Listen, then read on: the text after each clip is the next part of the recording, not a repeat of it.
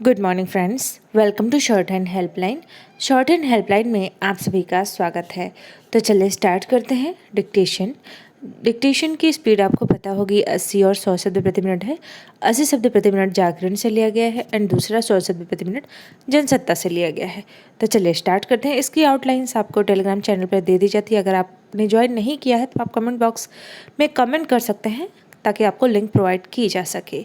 और रही बात आउटलाइंस की, जो आप खुद बना के शेयर करते हैं, तो उसके लिए आप हमारे आउटलाइंस ग्रुप को ज्वाइन कर सकते हैं। वो भी टेलीग्राम पे है। ज्वाइन करने के लिए आप कमेंट करिए ताकि आपको लिंक प्रोवाइड की जा सके। तो चलिए स्टार्ट करते हैं। स्टार्ट होगा 3 सेकेंड बाद। स्टार्ट।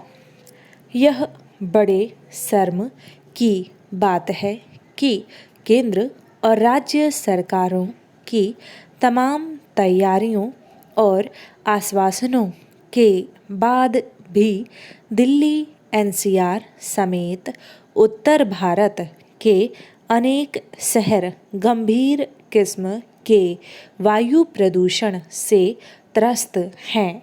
बढ़ते प्रदूषण के कारण दिल्ली में निर्माण कार्यों पर रोक लगा दी गई है और अब वर्क फ्रॉम होम लागू करने की बात की जा रही है। यदि प्रदूषण रोकने और विशेष रूप से पराली जलाने से रोकने के साथ सड़कों पर उड़ने वाली धूल को नियंत्रित करने के ठोस उपाय किए गए होते तो स्थिति दूसरी होती, लेकिन ऐसा कुछ नहीं किया जा सका। पैरा। उत्तर भारत के वायुमंडल में जहर घुल रहा है, लेकिन पंजाब में पराली जल रही है।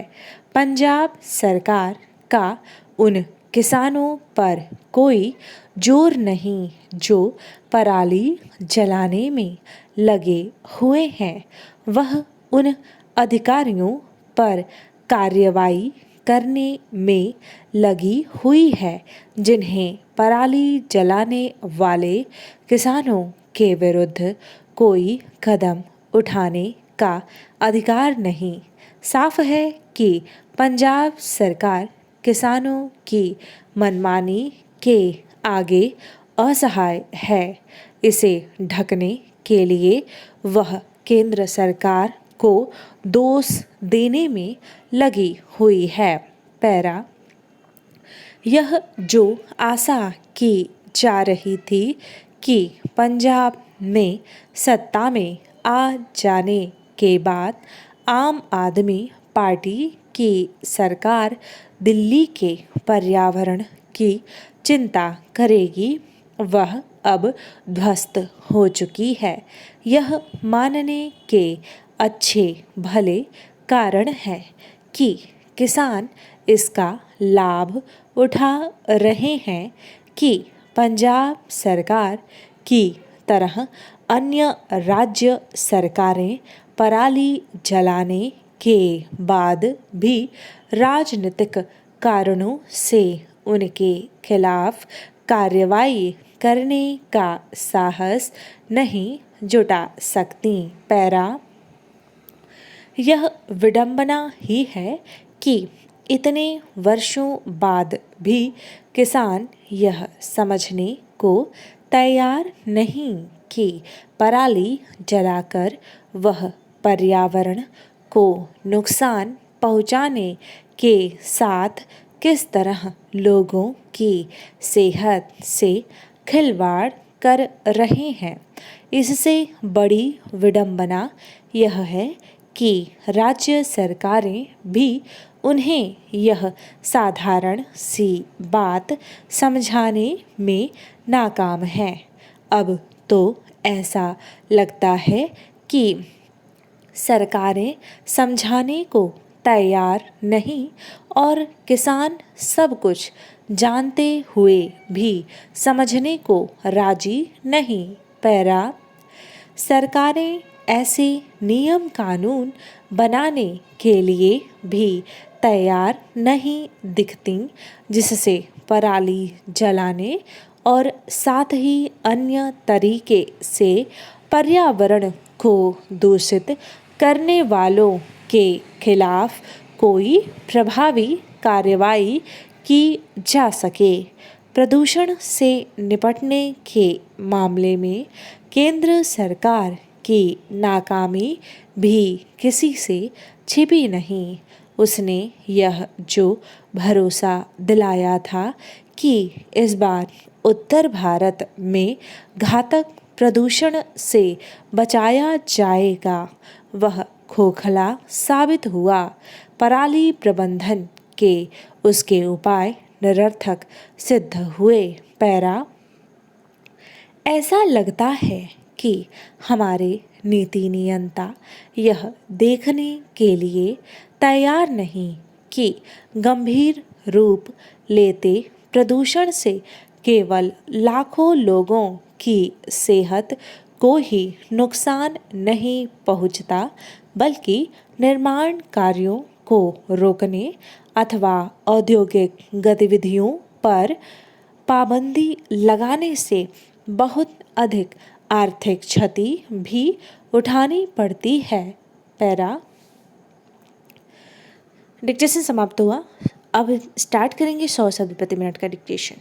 यदि आप एडिटोरियल के अलावा एमपीएससी, यूकेएचसी इत्यादि की तैयारी कर रहे हैं, इलाहाबाद हाई कोर्ट, तो आप हमारे पेड सीरीज को ज्वाइन कर सकते हैं। ज्वाइन करने के लिए भी जस्ट आपको कमेंट करना है या फिर आप डायरेक्ट सरल स्टेनोग्राफी, हैप्पी स्टेनोग्राफी सर्च करके आप हमें वहाँ से मैसेज कर सकते हैं, डेमो इत्यादि देख सकते हैं। तो चलिए स्टार्ट करते हैं। अब 100 शब्द प्रति मिनट का डिक्टेशन स्टार्ट होगा 3 सेकंड बाद। स्टार्ट। दिल्ली के मुख्यमंत्री अरविंद केजरीवाल कब क्या कह दें, यह शायद उन्हें खुद भी नहीं पता होता। उन्होंने हाल ही में गुजरात चुनाव में हिंदू मतों को अपने पक्ष में करने के लिए मांग कर दी कि नोटों पर गणेश जी और लक्ष्मी जी के चित्र होने चाहिए। चुनाव आयोग को उनसे यह स्पष्टीकरण लेना चाहिए कि अगर गुजरात में आम आदमी पार्टी की सरकार बन भी गई तो क्या वे नोटों पर चित्र को बदलने का काम कर सकते हैं।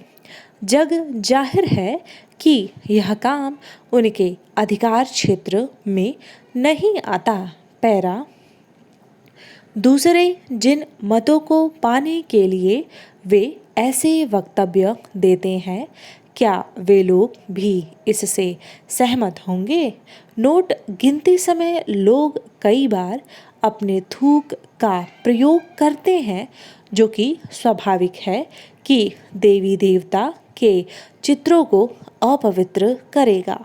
फिर हिंदू से इतर अन्य समुदाय के लोग इन चित्रों के प्रति क्या भाव रखेंगे, सिवा उन्हें गैर जरूरी मानने के।